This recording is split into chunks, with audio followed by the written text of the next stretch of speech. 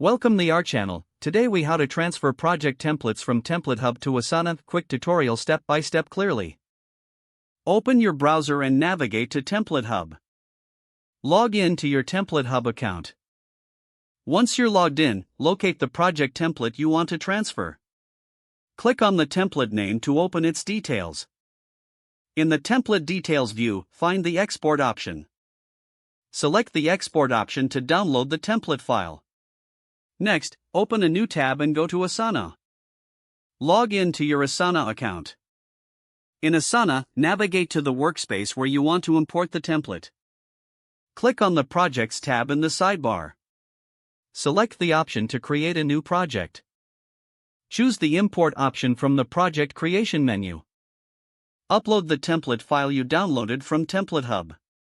Asana will process the file and create a new project based on the template. Review the imported project for any adjustments needed. Customize the project as required for your specific needs. Once satisfied with the project setup, you're ready to start managing your tasks. That's it.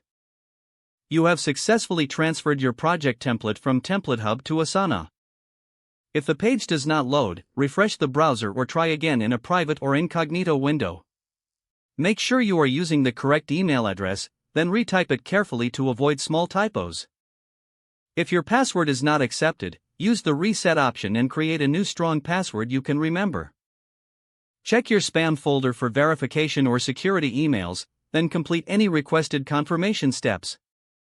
Enable two-factor authentication if available to improve account security and reduce unauthorized access risk. After signing in, review your profile details so your contact information and settings are accurate and current. If you see an error message, note it down and try again after restarting your device and internet connection. Log out when you finish, especially on shared devices, to keep your account and payment information secure. If the page does not load, refresh the browser or try again in a private or incognito window. Don't forget to like this video and subscribe to our channel for more step-by-step tech guides.